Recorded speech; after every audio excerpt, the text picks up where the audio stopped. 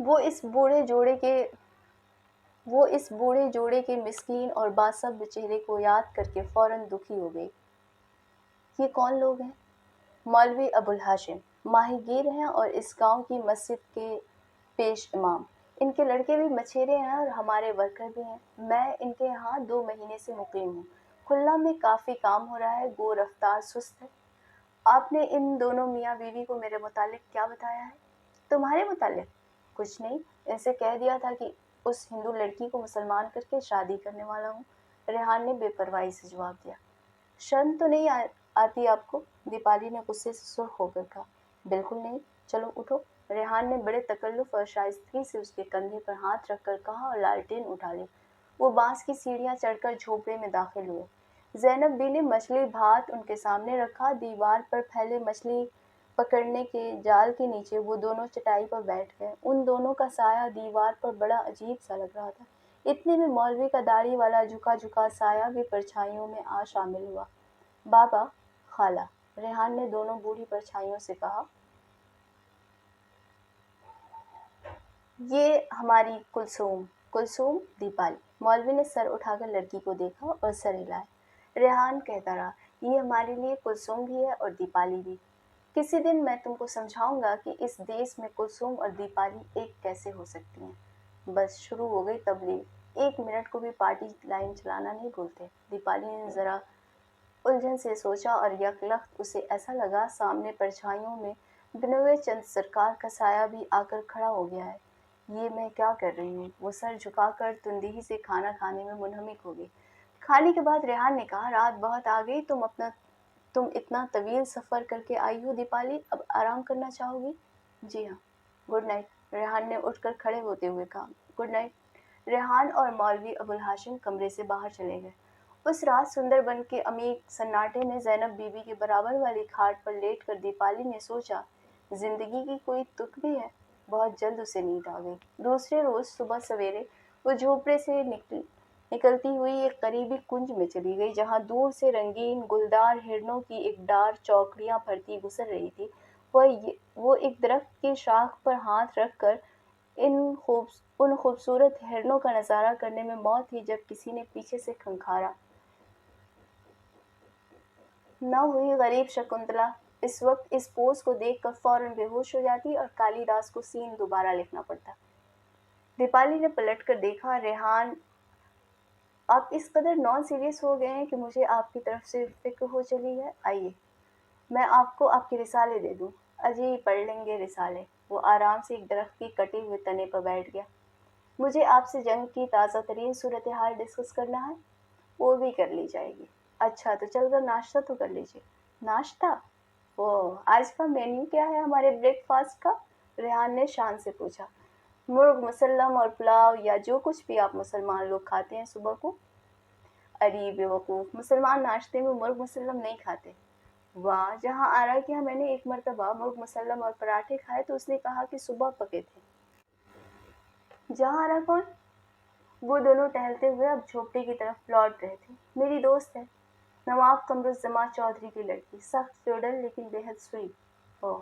وہ جھوپڑی میں داخل ہو گئے۔ زینب بیوی نے رات کا پکایا ہوا پنتھا بھات سامنے رکھا۔ میں آج ہاٹ جا کر آپ کے لیے کھانے پینے کے سامان خرید لاؤں گی، دیپالی نے ریحان سے انگریزی میں کہا۔ دیپالی، تم چند روز یہاں رہ کر میرے لیے بہتر کھانا پکا دو گی، مگر ان دونوں کو تو ساری زندگی اس کے علاوہ کچھ میسر نہیں ہوا۔ اوہ۔ دیپالی نادم ہو کر اپنی المونیم کے رکابی پر جھک گئی۔ زینب بیوی چولہے پر چائے اونٹنے میں مصروف تھیں۔ چائے پینے کے بعد وہ دونوں دوسرے کمرے میں گئے، جس میں ریحان کی چارپائی بچھی تھی۔ فرش پر کاغذات کا ڈھیر لگا تھا۔ ایک کونے میں اس کے ٹرنک کے اوپر بیٹری کا ریڈیو رکھا تھا۔ ریحان نے صبح کی خبروں کے لیے ریڈیو آن کیا۔ AIR دہلی سے میلون ڈی میلو کی آواز گونجی۔ خبریں سننے کے بعد ریحان نے کہا، چلو باہر چلیں۔ وہ دونوں باہر نکلے۔ جھوپڑے کے نیچے گھاٹ پر مولوی کی ناؤ بندھی ہوئی تھی۔ مولوی صاحب دن بھر کے لیے کسی کام سے گاؤں جا چکے تھے اور پانی کی سطح پر بحری عقاب مچھلیوں پر جھپٹا مار رہے تھے۔ میں وہ چت کبرے ہرن دیکھنا چاہتی ہوں جو صبح اتنی تیزی سے بھاگ گئے۔ آگے جا کر جنگل زیادہ خوبصورت ہو جاتا ہے، زیادہ خوبصورت اور زیادہ خطرناک۔ مگر میں وہ ہرن ضرور دیکھوں گی، اتنے حسین ہرن میں نے کبھی خواب میں بھی نہیں دیکھے۔ ٹھیک ہے، مگر سیتا کے انجام سے واقف ہو؟ وہ ہنستی ہوئی اتر کر کشتی میں بیٹھ گئی۔ ریحان نے کشتی کھول کر دھارے پر چھوڑ دی۔ وہ اس ندی اور اس منظر اور اس ماحول کا ایک لازمی اور فطری جز معلوم ہو رہا تھا۔ دیپالی کو یکبیک خیال آیا کہ وہ اس کی زندگی کے پس منظر سے بالکل واقف نہیں۔ ناؤ پانی کی سطح پر روانی سے بہہ رہی تھی۔ ریحان نے آہستہ آہستہ ایک ساری گان گنگنانا شروع کر دیا، پھر چپ ہو گیا۔ کنارے پر جھکے سندری درختوں پر رنگ برنگے پرندے چکر کاٹ رہے تھے۔ تم کو احساس ہے شوکتی کہ ان دریاؤں اور اس دھرتی نے کیسے کیسے دکھ دیکھے ہیں؟ میں ان دکھوں کا ایک حصہ ہوں۔ آپ بھی گاؤں کے رہنے والے ہیں؟ میں؟ تم نے مولوی ابوالہاشم کو دیکھا؟ میرے بابا مولوی ابوالہاشم کا نمونہ ہے، ایسے ہی صابر، غریب اور بھولے۔ اوہ، وہ چپ ہو گئی۔ وہ یہ قریت کرنا نہ چاہتی تھی کہ غریب کسان کا لڑکا لندن اسکول آف اکنامکس کیسے پہنچ گیا۔ یقیناً وہ اس کے متعلق کچھ بھی نہ جانتی تھی۔ چند لمحوں بعد اس نے آہستہ سے کہا، آپ لندن کیسے گئے تھے؟ لندن؟ ریحان نے چونک کر دہرایا، لندن کا یہاں کیا ذکر ہے؟ یہ اپنا ملک دیکھو اور دیکھو کہ لندن نے اس کے ساتھ کیا کیا۔ وہ خاموش ہو گیا۔ وہ 1935 میں لندن گیا تھا۔ تم میرے حالات زندگی جاننا چاہتی ہو؟ میں نے علی گڑھ سے ہائی اسکول اور ایف اے کیا تھا۔ علی گڑھ؟ ہاں، یہ تمہارے لیے تقریباً اجنبی نام ہے، مگر یہ ملک اور قوم کی ایک بے حد اہم داستان کا ایک حصہ ہے، اور اس داستان سے تم کو واقف ہونا چاہیے۔ پھر میں نے ڈھاکے لوٹ کر بی اے اور کلکتہ سے ایم اے کیا۔ اسی زمانے میں نے تمہارے چچا کی کتاب بنگال کی اقتصادی تاریخ پڑھی تھی۔ وہ رک کر کسی سوچ میں کھو گیا اور پھر چپو چلانے شروع کیے اور کہنے لگا، اس وقت مجھے معلوم نہ تھا کہ ان کی بھتیجی کوئی لونڈیا کسی اسکول میں پڑھ رہی ہے اور ایک دن میری زندگی میں سائیکلون کی طرح داخل ہوگی۔ دیکھو کھلنا کی مناسبت سے کیسی برمحل تشبیہ ہے۔ وہ اداسی سے ہنسا۔ بہت خوب، آگے چلیے۔ اس کے بعد ایک وظیفے پر لندن چلا گیا۔ وہاں میں اور اوما، اکشے اور بہت سے لوگ اکٹھے ہو گئے۔ ہمارا بڑا ہی تاریخی قسم کا گروہ تھا وہ، اور واپس آتے ہی کود پڑے انقلاب کے شعلوں میں، دیپالی نے کہا۔ وہ کھلکھلا کر ہنسا۔ پھر اس نے کہا، کلکتہ میں چند سال ہوئے پروگریسو رائٹرز کی دوسری کانفرنس ہوئی تھی، اس میں تمہیں آنا چاہیے تھا، بڑا ولولہ خیز تجربہ تھا۔ آپ بھی لکھتے ہیں؟ ریحان نے اسے آنکھیں پھاڑ کر دیکھا۔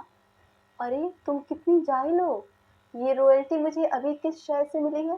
اور وہ جو میں نور الرحمن میاں بنا رسالہ ایڈٹ کر رہا تھا تو کیا گھاس کھود رہا تھا؟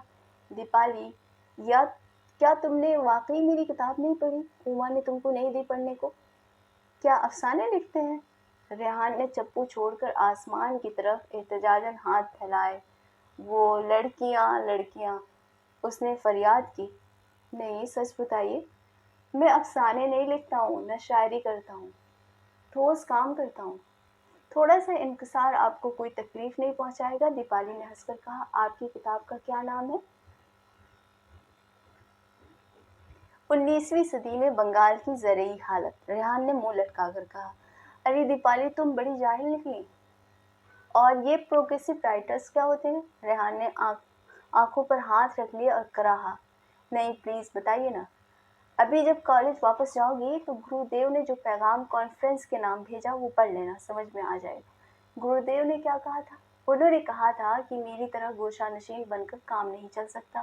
اوما دیوی کو چاہیے تھا کہ تمہیں یہ سب باتیں بتائیں۔ اوما دیوی، آپ نے بہت سے لوگوں کو آئیڈیلائز کر رکھا ہے۔ ہاں، کون کون؟ بہت سارے لوگ ہیں، ان میں سے ایک تم بھی ہو۔ دیپالی، تم کلچرل فرنٹ پر کام کرو گی؟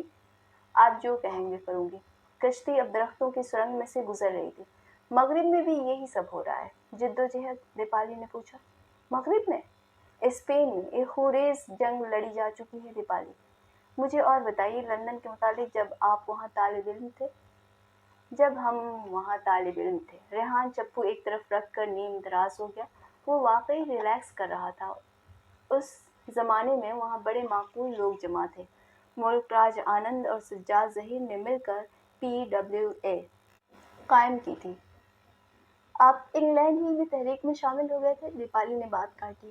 ہاں، और वापस आकर देखा कि हमारे साथी अली गढ़ और लखनऊ और जामिया मिल्लिया और कलकत्ता और सब जगहों के नौजवान हमारा साथ देने के लिए तैयार हो चुके हैं।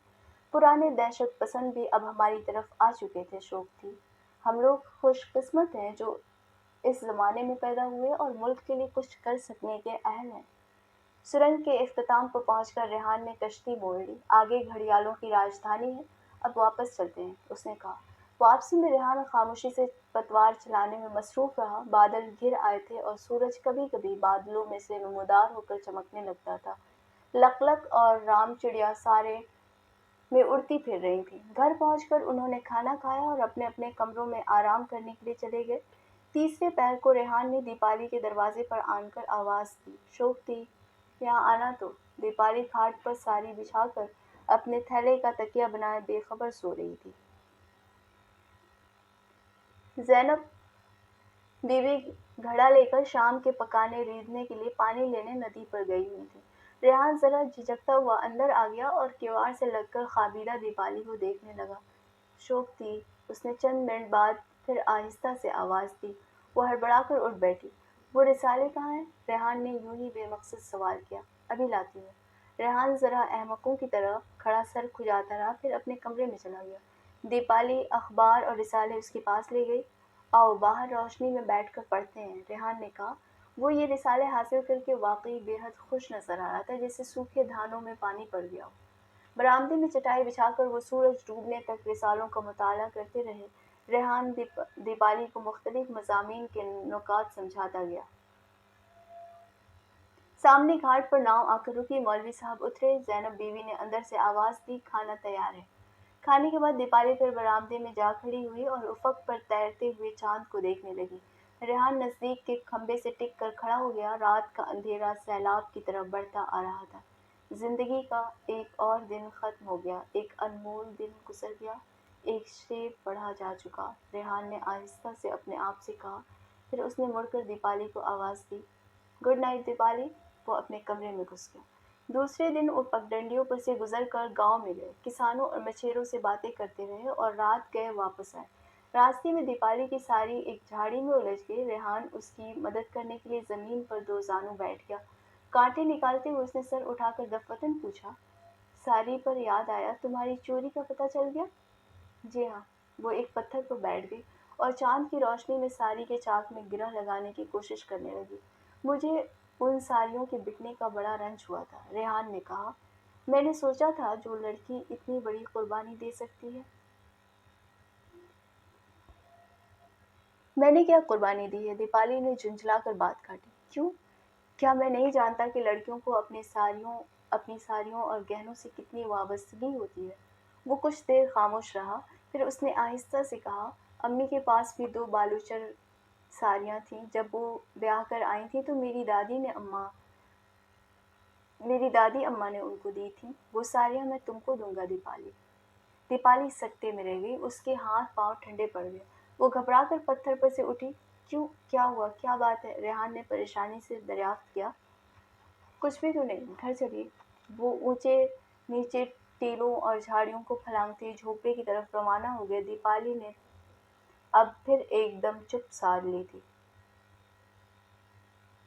तीसरे रोज दोनों टहलते हुए नदी के साहिल पर काफी दूर निकल गए जब अचानक दूर से एक लांच नजर आई। दीपाली सहम कर एक दरख्त की ओट में छुप गई। ये सरकारी लांच थी, गालिबन मामूल के दौरे पर उस तरफ से गुजर रही थी, या शायद कुछ सरकारी अफसर शिकार के इरादे से इधर आए थे। लांच शोर मचाती पानी पर से गुजर कर दरख्तों के सुरंग में गायब हो गई। दीपाली का रंग फक हो चुका था। हरे शौक थी, एक जरा सी सिविलियन लांच से डर गई। दूर से गोलियां चलने की आवाज़ आई। ओ माँ, दीपाली ने खौफज़दा होकर कहा। रेहान हंसने लगा। घबराती क्यों हो भाई? अक्सर लोग शिकार खेलने आया है। हम लोग यहाँ बिल्कुल महफूज हैं। ये दरिया और जंगल 150 साल से अपने बच्चों की हिफाजत कर रहे हैं। रेहान चंद लम्हों तक जंगल के सरसब्ज और गुंजान सन्नाटे की आवाज़ सुनता रहा, फिर कहने लगा, कल हम किसानों से मिले थे। उनके पुरखे 100 साल पहले फ़्राइज़ी तहरीक में लड़े थे। रेहान, आपको अपने रास्ते के बारे में मतलब कोई शुबहा, कोई हिचकिचाहट नहीं है? दीपाली ने थोड़ी देर की खामोशी के बाद कहा। नहीं। जब اپنے اصل دشمن اور اس کے ایجنٹوں کو ہم پہچان چکے ہیں تو پھر الجھن کیا ہو سکتی ہے؟ وہ آگے جھک کر سمجھانے کے انداز میں کہنے لگا، سنو دیپالی، یہ یاد رکھو کہ برطانوی سرمایہ داری ہندوستان کے قحط، غلامی، قرضے، ذات بندی اور فرقہ وارانہ کشمکش کی بنیادوں پر کھڑی کی گئی ہے۔ تمہیں معلوم ہے یہی کھلنا اور نواں خلیج جو اب ڈاکوؤں اور مفلس ماہی گیروں کا دیس ہے، مغلوں اور نوابوں کے عہد میں کتنے دولت مند تجارتی علاقے تھے۔ یورپ میں 200 برس تک سب سے زیادہ خونریز لڑائیاں لڑی گئیں، وہ ہندوستان کی تجارت پر قبضہ کرنے کے لیے لڑی گئی تھیں۔ وہ اب درختوں کے نیچے سے نکل کر ساحل پر آ گئے۔ چاروں طرف پھولوں کی روشنی نے بڑی سہانی اور عجیب سی خوشبو پھیلا رکھی تھی۔ تم جانتی ہو کہ 17ویں صدی میں ہندوستان کے فولاد کا پروڈکشن سارے یورپ کے فولاد کے پروڈکشن سے برتر تھا۔ دفتن دیپالی کھلکھلا کر ہنس پڑی۔ کیا ہوا؟ کچھ نہیں، کوئی اس وقت یہاں آن کر دیکھے کہ اس شدید رومانی ماحول میں ریحان الدین احمد مجھے 17ویں صدی کے فولاد پروڈکشن کے متعلق سمجھا رہے ہیں۔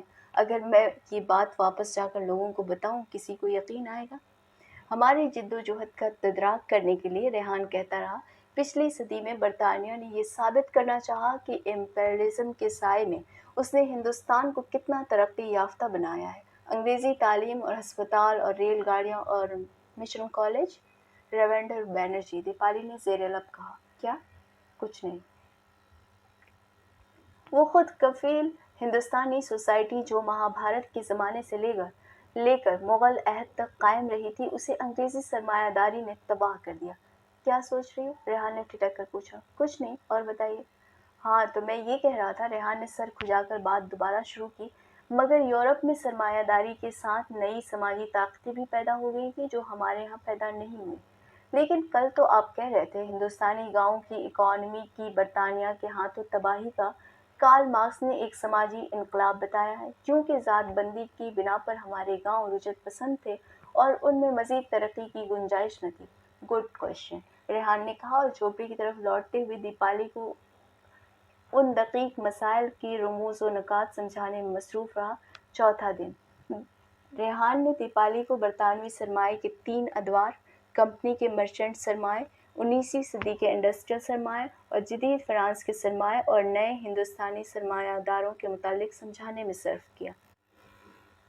5ویں دن جب وہ کشتی رانی کے لیے نکلے تو اچانک بے حد ملول ہو کر اس نے دیپالی سے پوچھا، شوکتی، تم کتنے دن یہاں رہ سکتی ہو؟ لوک گیت جمع کرنے میں جتنے دن بھی لگ جائیں، اس نے ہنس کر جواب دیا۔ چھٹے دن وہ ناؤ کھیتے کھیتے بہت دور نکل گئے۔ پھولوں کے ایک کنج میں سے ناؤ گزرنے لگی تو اس نے اوپر جھکی ہوئی ڈالیوں میں سے چند پھول توڑ کر اس کے بالوں پر برسا دیے۔ ناؤ ایک گھاٹ کے قریب پہنچی۔ بنگال کے ہندو عوام کا عقیدہ ہے کہ جب رام اور سیتا بنواس لیا تو انہوں نے کافی عرصے سندر بن میں بھی گزارا تھا۔ کاٹیا واڑ، بستی اور جنوبی ہند سے لے کر چاٹ گام تک ان علاقوں کے باسیوں کا اپنے اپنے جنگلوں کے متعلق یہی عقیدہ ہے۔ ان جنگلوں میں رام اور سیتا انہیں اب بھی چلتے نظر آتے ہیں۔